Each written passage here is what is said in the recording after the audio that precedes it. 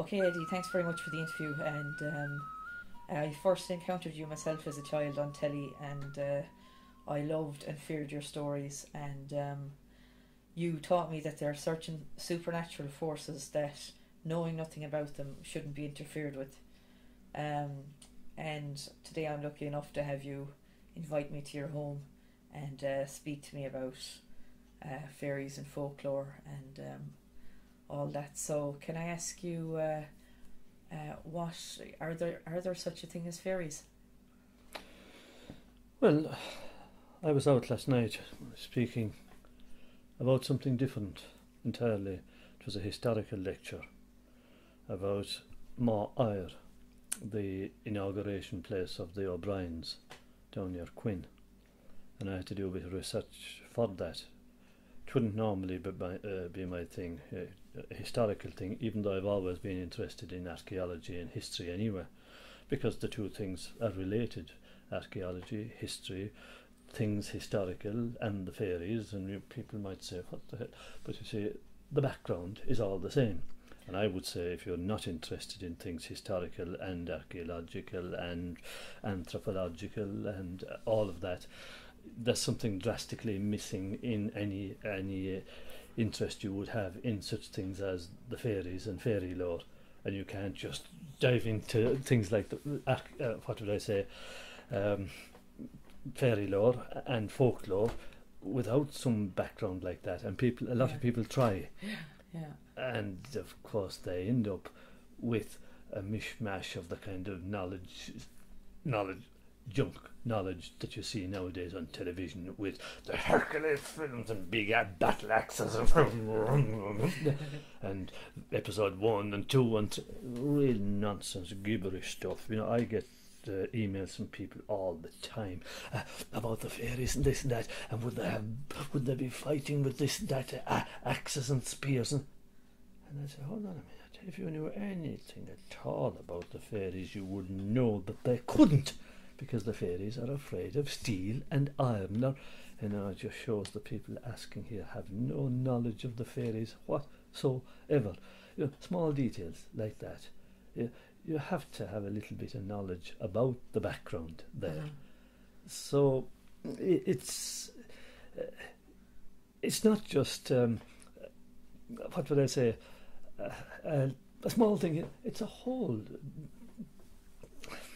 what's the word I'm looking for, spectrum of knowledge, and people don't realise that today. They think, the fairies are only for children, the fairies are. They're not. Yes, you could make a lifetime study of the fairies. People get their PhD on fairy lore and folklore, and people do. It's a regular study in universities now, a serious study, the study of the fairies. Definitely, No more than the study of religion, theology. No, other people might laugh at that. Theology, yes, I mean, there's no such thing. They're studying something that isn't there. Maybe they are, maybe they aren't. Lots of people all over the world blow themselves up today for their religion. That's scary. That's frightening. It is.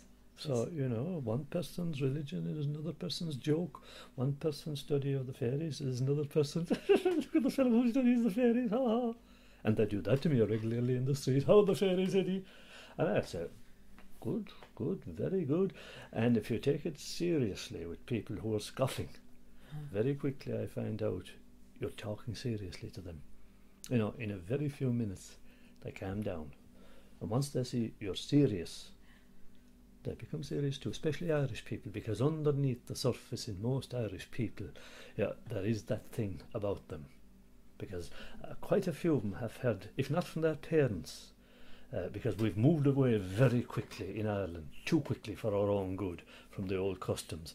If they haven't heard it from their parents, they've heard it from their grandparents, if they're lucky to have grandparents still alive to keep them in a little bit of balance. So I mean, this kind of stuff that you're talking about, that I'm trying to tell in schools, surely to God, that would be more healthy. Definitely. Yeah. It's an important part of our heritage. Of course it is. For psychology of people growing up, as well as the knowledge of the past, of who we are. It's the people, the people need it for who we are today, as well as who we were yesterday. So you think like it teaches people respect. Of course it does. And Yeah. that's what I said in my book, The Meeting the Other Crowd. That is one of the last things I said in the book. A respect for the fairies only just means respect for yourself. Yeah. If you haven't that, you are on a serious trip to nowhere. Life means nothing. It did long ago, when if there was a murder in Ireland in a year, oh Lord God, a murder! Whoa, it's big news. No, life means 50 Every day. cents. 50 cents. I'll get somebody to kill you. Bye bye. You mean nothing. You mean anything. So something has gone seriously wrong in Ireland, and it's. I question why respect.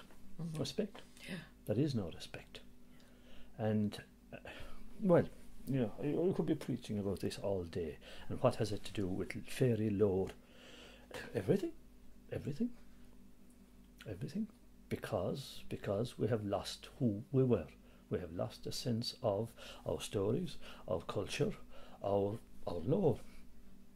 I've been following it up for years, the old people and their stories. There was a sense of sit down calmly in their kitchens, listen to what they had to say. And lots of these people, they had no great schooling, but by God, they had wonderful memories. They could talk for themselves.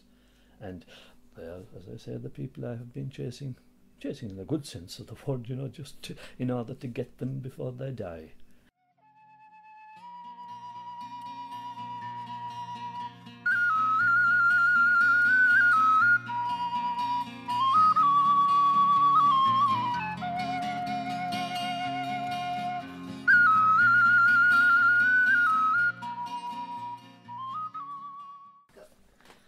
Okay, so Eddie, thanks very much. Can you tell me a little bit more about the fairies, like what they look like, and are they spirits? And no, they're not spirits, and lots of people make the mistake of not differentiating between spirits, ghosts, and fairies.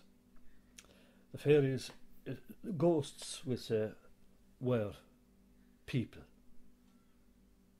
one time, and mainly when ghosts were seen or are seen or are said to be seen, or whatever you like to say if you don't believe in them, but there are plenty mentions of ghosts, as we know, but whatever, ghosts were people that have come back for whatever reason. Maybe they left something undone, committed some crime that was never atoned for, wronged somebody, and that wrong needs to be righted. They were people, whereas the fairies were never people. So there is that very clear distinction between the fairies and ghosts, spirits in that sense. The fairies, you see, for example, in that book that I wrote, The Meeting the Other Crowd, the first story, I think it's the first story in it, and I was told the story by an old person, as I was told all the stories in that book by old people. That story tries to account for who the fairies are, where they come from, and it's quite a humorous story. You see, people have to know who are they, where they come from, and people have to rationalise. How do you know one of the fairies who lives in the forts? Are they dangerous? Are they not? If you met them, what do you do? So the story goes, there was a rebellion in heaven one time, and of course they came out in their thousands, and Satan was one of the brightest angels in heaven. As everybody knows, he was a kind of an archangel, but he was very proud, and he thought, you know, he saw God sitting in the throne, and he thought, you know, I could be there, you know, and God was gone away someplace, and as God will, you know, on one of his expeditions, and maybe he was gone to the toilet, who knows, but he had vacated the throne anyway for a little while, and of course, Satan, Lord, you know, this is a grand place, why was God keeping this from us? Clever lad. But God came back and saw who was in his throne. Well, rage, and lost the temper entirely, and he banished them. And lots of the angels had sided with Satan, of course, and God opened the floor of heaven, and down there went in there thousands and hundreds of thousands, and of course Satan down with them. And Michael the Archangel, he saw the danger. God was in too much of a rage to see it. And Michael said, Lord, he says, do something quick or we'll be here alone. And God saw that Michael was speaking the truth, and immediately he closed the floor of heaven. And the ones that were falling, they stopped immediately when God closed the floor of heaven. Now, by that time, Satan and the ones nearest to him, they had fallen furthest into what is now known as hell. But the others that were still falling, they stopped also. And the ones that were still falling through the air, they now are the air fairies. And the ones that had fallen to earth, they are the earth fairies. And the ones that had fallen into water, the lakes and the seas and the rivers, they are the water fairies. And that's how the old people distinguished between the various forms of fairies and distinguished them from the devils. There was a distinction between the devils and the fairies. So they weren't all alike. All these creatures of the other world weren't all alike. There was gradations between them, as we'll say. So I suppose it was an explanation that the old people used to say, that could be placated. Some were worse than others, and the devils were quite different from. There was no placating them, because they'll always be bitter over the fact that they'll never get into heaven. The fairies, doubtful, but they might. Mm-hmm. And that was another one of the stories. If you met the fairies, especially at night, what would you do?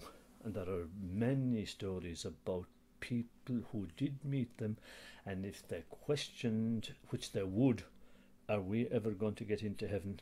You don't answer them. Keep them in doubt. That's the only way you would survive. Keep them in doubt, and you'd save your life that way.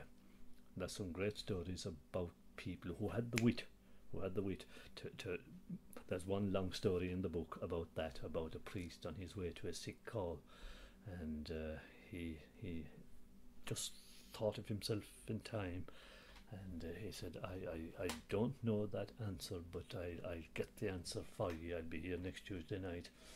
And they said, all right. They let him go, and he went to the bishop in Ennis. And the bishop said, you're a smart man, you're a wise man. If you had given him the answer that you thought to give, they'd tear you to pieces. But he says, go back, like you promised, on Tuesday night, and tell them that they'll get to heaven if one drop of Adam's blood is found in their veins. And he did go back, as he had promised, and told them what the bishop had told him to tell them, and one of them, cut his arm like that, and what came out was all green stuff, because of course they're not human, they have no red blood in them, they couldn't have since they're not human. This all green stuff came out, and such crying and olagoning and crying, but the priest had done what he promised, come back to tell them, and they let him go. They didn't kill him. But in another case, if he had given them the wrong answer, that no, you'll never get to heaven, they'd have killed him on the spot. So he escaped by, keeping them at a distance. So it's as regards what they look like, they can take any shape they like. They're shape shifters. They can take an animal shape, and very often a dark shape, the shape of the black dog, the shape of black beetles. Something black. Funny thing, I am sometimes asked, did I ever see them? Had I ever an experience of them? Once. I used to teach in Limerick, up and down every day on that road, the older road now by Bunratty, before the new M18 was made. And one morning I was going down. At this side of Bunratty Castle there's a big farmhouse, and there's a big lawn or a small field, call it what you will, in front of it. And I was going on, a lot of traffic at that hour of the morning, on its way into Limerick. And out of the corner of my eye, quick glance, I saw this huge dog, big as a donkey, well out now in the middle of the field. Now, not near the bushes. If it was near the bushes, I would say, I'd be in doubt. But he was there in the middle of the field. Jesus, I said, oh. And I looked again, gone. Now, he had no time to move back into the bushes or anything, it's in the middle of the field. So I had to keep going. I was driving on in the traffic. But I got into the school, into the staff room, and somebody said to me, Jesus Christ, you look like what you like you saw something. And I said, I'll tell you, it's break time. And I did. And of course they all laughed at me. Jesus, they said, you weren't the beer last night. I said, I wasn't. I saw what I saw. But I didn't see it any more, and I looked other mornings, saw nothing. But quite a bit afterwards I was talking to an old man around there that I used to call to very often, a man who knew the history of the place inside out. I've hours and hours and hours of him on tape. Great man, wonderful man to know his history. And we were talking this evening at random about this, that and the other as usual, and it came up in conversation by accident. Back in the 1950s, a ferry fort was bulldozed just there. And there at the mouth of the fort, there used to be a huge black dog seen. He'd be there like a dog lying in front of the fire with his paws out. He was called the Latoon Black Dog. And he'd watching people passing. Nobody ever interfered with him because they knew what he was. He was no dog. And if I knew that beforehand, of course I'd say I was imagining it, but I didn't. It was afterwards I found out. So I wasn't imagining it.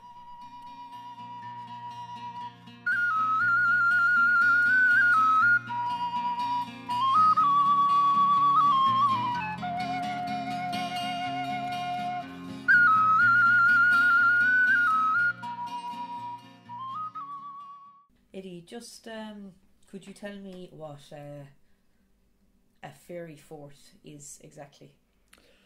It's a ferry fort is one of these big circles that you'll see. They say that there's 45,000 of them in Ireland. Huge circles and a bank of earth all around, and most often white thorn bushes growing on the bank. You'll get other trees too, but most often white thorns, and white thorns are very often associated with the fairies. As you know, a lone white thorn bush is called a sceach, and people are very wary about cutting down a lone white thorn bush because that is normally regarded as a fairy bush. In Limerick, at the time of the building of what was the big factory in Limerick that Dell. No, before Dell. I can't think of it, and I was trying to think of it last night. It wasn't Dell. There was a big factory in Limerick, and it was supposed to be the salvation of Limerick as regards, because Limerick, back along, was always a black spot as regards unemployment. Yeah. And before the Union, before LIT and all these fancy things came along that, gave a bit of hope to Limerick and Dell also. But a site was picked out for the new factory anyway, and unfortunately there was a lone bush on the site. Now, some of the older local people, they pointed out, look at that. And of course the people in charge of clearing the site, look, what? That. The bush. That's a fairy bush. And the engineers, of course, I suppose they didn't give a damn. A bush is a bush is a bush, and this is progress. We have to build a factory. But they couldn't persuade some of the digger drivers to shift it. I suppose they were subcontractors, they were locals. So, they didn't want to bring on themselves whatever, the unknown. But finally, they got a JCB driver to do it, provided that he could shift the bush, in the bucket of the machine and replant it somewhere nearby. All right, permission was given to do that, even though I suppose the boys thought quaint Irish customs, because it was an American factory. Was it American or German? I can't remember the bloody name of it, but it doesn't matter. There were foreigners anyway. Anyway, that was done. But the problem, you see, with a fairy bush, a skeach, is it belongs where it belongs, where it belongs. You can't shift these to be just like cutting down a tree in a fort. Can't be done. If it falls itself, grand, by accident or by a storm. But you still don't cut it up and burn it. You let it rot where it falls. And any farmer will tell you that. You'll always notice trees in a fort. They'll always be left rot away where they fall. But anyway, this was a lone bush, and it was replanted, just to fulfil, as we'll say, local sentiment and get the work moving. And the work did move, and the factory was built, and it hired about 800 people. It was a great addition to Limerick. But the problem was, from the very start, they had nothing but trouble in the factory. Strikes and every kind of industrial misfortune you could think of. And people wondered, yes, why such a good concern, it didn't make sense. But of course the old people knew, the old local people knew. I said, boys, you shifted what shouldn't have been shifted. What did you expect? But that there'd be trouble. The factory was gone in about 4 years, 5 years. It burst. Unreal. No.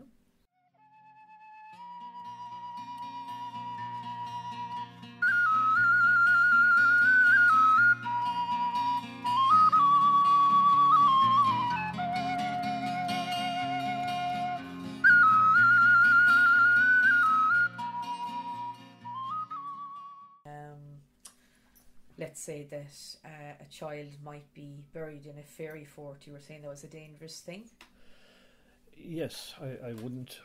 It is a rare, if ever, thing I heard of, to bury a child in a fairy fort, because, you see, the fairies, in any case, were anxious to take children. There are too many male children. Rarely, if ever, would you hear the fairies taking female children. I heard the story, for example. It's in the book. And there are countless versions of it all over Ireland, but you see, I was looking for versions of these stories directly from the people itself. I wanted to hear them from old people themselves. And an old man up in North West Clare, he told me that up until about the age of 10, not a little baby at all, up until about the age of 10, his grandmother would never let him out, coming dusk, without doing two things. She would always make the sign of the cross on his forehead, with piss, with urine. Now I was wondering, good God, what the hell was this? Was she mad? And of course she wasn't. She was a very rational woman doing what people of the time would do. She was giving him double protection. Something holy, something dirty. Because if you meet the fairies, there are 7 things they're afraid of. Something holy, something dirty, something red, iron or steel, fire, salt, or, if you have none of those 6 things, quickly as you can head for running water that cannot cross flowing water. So, I mean, she knew when she was doing the 2 things, something holy, something dirty. She was giving him double protection. Now, the best protection you can have from the fairies is a black-handled knife. Just have it, don't use it. Just have it and they'll know. They'll keep away from you.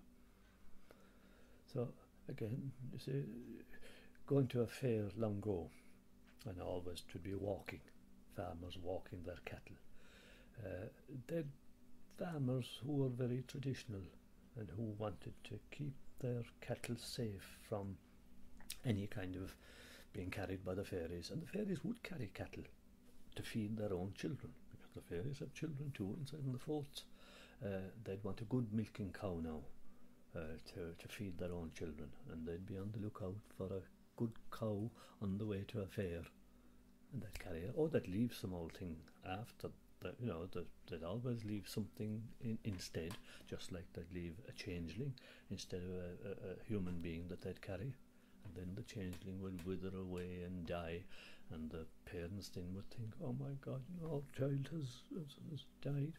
But it would be the fairies would have carried the child. Changeling, the Irish word for that is a mollerthorn. But what the farmer would do on the way to a fair would be, of course, put a little bit of a red cloth on, maybe tied around the cow's ear. That'd keep the fairies away. And of course, if you met a red-haired woman coming against you on the way to a fair, bye-bye, go home. You'd have no luck that day. A red-haired woman was lethal. It must have been terrible for red-haired women in those days, when there was no hair dye or anything else. It must have been awful. For example, at school for red-haired children, I wonder how was it? I wonder what they taunted red-haired girls. Because on the other hand, red-haired women were very often supposed to have supernatural power. They used to say that Biddy Early, the famous Biddy Early, was a red-haired.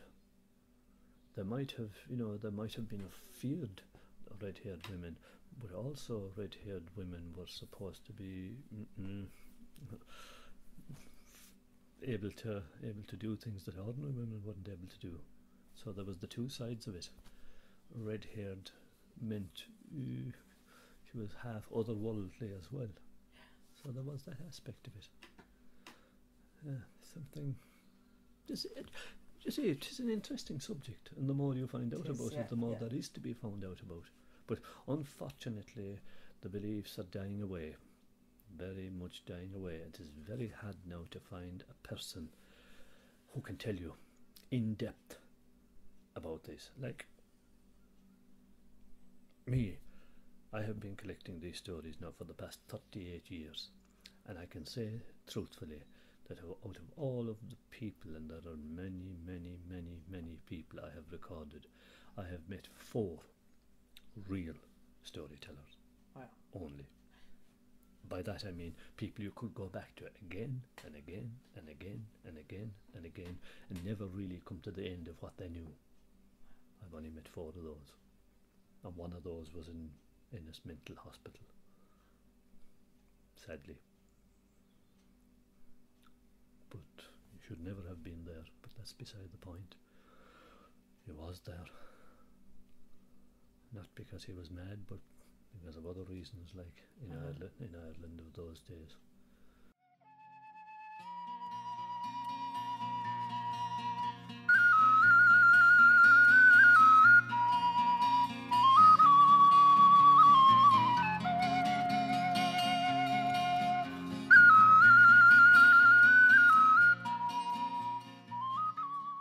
Are the fairies just as powerful as they ever were in the modern age? Of course, they're as powerful as they ever were, because it's we that have changed. Uh-huh. It's we that have become less able to see them. We're so busy chasing nothing. Mm-hmm. If you're travelling at 60 miles an hour or 70 miles an hour up and down a highway, going really no place, what are you going to see? Nothing. Mm-hmm. Nothing. In fact, I found out that since I've stopped driving and have been carried as a passenger, I'm seeing away more. What can a driver see? A driver has to keep their eyes on the road straight ahead. Yeah, absolutely. Yeah. In order to keep driving, or else you're going in over the wall. You'll see nothing when you're driving. You'll see an awful lot when you're a passenger, or better again, when you're in a bus, because you'll see things. You're up high. Jeez, I've been driving this road for the last 30 years and I never saw that lake. I never saw that bloody house before. I never saw this, that, or that field, or that bush, or that crossroads, or whatever it is. Yeah, yeah. It's a fantastic way of travelling. Or when you get the train, you get a different view again. Yeah. And you have the leisure to look and see things. Yeah. Wonderful way of travelling. I suppose I just mean, in this kind of the age has gotten kind of cynical. it has got silly.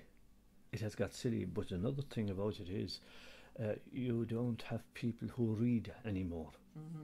And that's a shame, because with people who don't read, you have people who aren't really educated, and people don't care whether they're educated or not. You have people now who watch videos constantly. Nothing wrong with videos in their place, but they're shallow. They're shallow because they're made to be shallow. It's just the blockbuster after what. And the problem with those kind of things is they build on each other. This has to be bigger than that in order to sell. You know, that if it's not bigger than the last one, this is why they make sequels to every bloody film.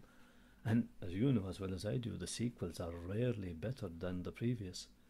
Rarely better. And this has taken us all away from the culture of the fairies and our indigenous culture. It is, of course. Yeah. It is. I've always said it, and I say it to the American groups that I deal with, and believe you me, the Americans are much better than the Irish at appreciating our culture. They come here to see what we are doing, and they're fantastic listeners, whereas Irish audiences aren't. It would surprise you how little Irish audiences know about their own culture, even though they think they do. They do not. They know the few old, well-worn legends, the salmon of knowledge and one or two more, and that is about it. But the Americans would surprise you. I tell you, they do their homework before they come here, and I talk to them, and you better know your stuff talking to Americans, because they'll ask questions. A fantastic crowd. I love dealing with Americans. I got that last night. I got that article last night, which I had missed. It was in last weekend's Irish Times magazine. It was handed to me, Away with the Fairies, and it had quite a bit about myself and the fairy bush at Latoon in it.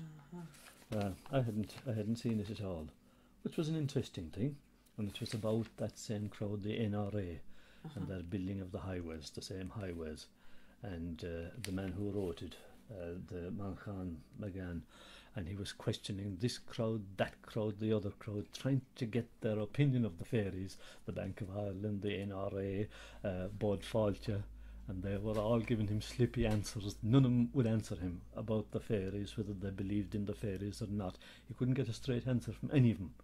He was half jokingly asking them, but he couldn't get a straight answer from any of them. Very funny kind of an article. But it just shows you again that when you talk about the fairies in modern life, they'll all talk finance, they'll all talk this, that and the other, but the fairies, well, that's not kosher. That's not really our business. Okay. Any last stories for us, Eddie? Yeah, I could tell you one. No, it's not necessarily a fairy story. Right. I'll tell you a story about the animal that there's most stories about in Irish folklore. You know what that is? The weasel. The weasel. There's more stories about weasels than any other animal in Irish folklore. That might be strange, you know, because you rarely see weasels. They're a very strange private animal. But I know this woman, still very much alive, and she had a dog, a pup, an old sheepdog pup, crazy, you know, like all pups, mad, lunatic pup, you know, mad, kind of running here and there, and you know, like my daughter's dog, when she brings him down in the evening, yes, the first thing he'll do when you're watching television there is jump up in your head, and you can tell they're kicking him off there, you know, he's mad, like pups, you know, until they get a bit of sense. But she used to walk him twice a day, and you see she'd be out working for most of the day and he'd be locked up in the yard, so she'd like to give him a bit of exercise, and she'd walk him in the morning before she'd go to work, and in the evening when she'd come from work. But she was living in the country, and the old road was a bit windy. It was dangerous, because you know yourself, when you walk a dog, you know, he'd be there gone here and there, and it was dangerous because, well, as I said, the road was windy, and cars, you know, coming suddenly, you know, it was dangerous for her. So eventually, after a few near misses, she asked a local farmer, could she take the dog into one of his fields and just release him off of the old lead, and if there was no cattle in the field, then let him off and run around and round. No problem. The farmers, no bother at all, provided there was no cattle in the field. So everything worked fine. You know, she'd stand at the gate, closed of course, and she'd stand at the gate so he couldn't get out on the road, and that worked grandest. And the old dog said, off you go, down the round, up again and off, which is exactly what she wanted to do, just tire him out. This would be mainly now in the evening time, so he'd be tired there and just lie down by the fire. But this particular evening, she was there standing at the gate watching him as usual, and off he went and up and down a few times, but suddenly down the field she saw the dog stopping and backing and backing and backing towards her. Now that caught her attention because that wasn't the dog's form at all, and she was watching him backing towards her, and suddenly behind him she saw, coming out of the ditch from the bushes, she saw these animals. Now they were a bit far from her to know what were they. She thought they were rats, and there was about, she said, 6 of them, and they had something up on their backs. And she thought, good God, what's this? And all the time the dog was backing and backing and backing, frightened looking towards her, which was, as I said, very unusual for her dog, because he was usually full of life. Anyway, they came out, and when they were about maybe 10 yards, less 6 yards out in the field, out came another group, bigger this time, maybe 15 of them. Now she couldn't exactly count them again, but that's what she estimated. And she was watching this, and they were all on the same line, across the field in a straight line. And the dog was right up to her feet now, whining, obviously frightened. These went right across the field to the other ditch and disappeared from view. So she couldn't know in the name of heaven. It's like, what's this at all? And she said to me, what could that have been? Well, I said, I know what that was. That was a weasel's funeral.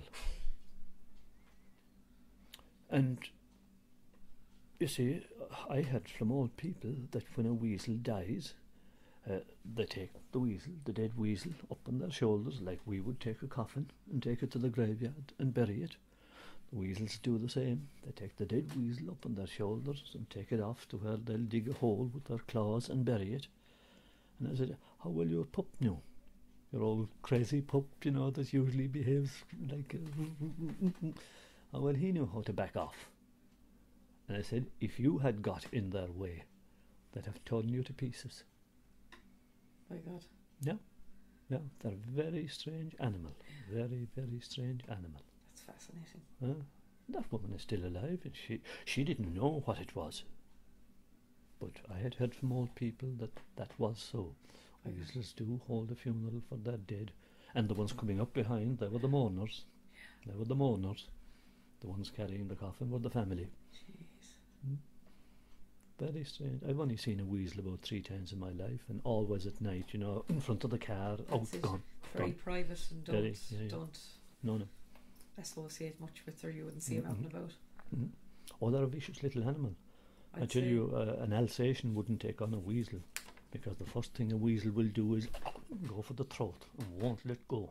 They're a vicious animal, if they're provoked. That's it. That was great. That was amazing. Okay, so you're okay. Oh, we're okay. We're fine. Okay.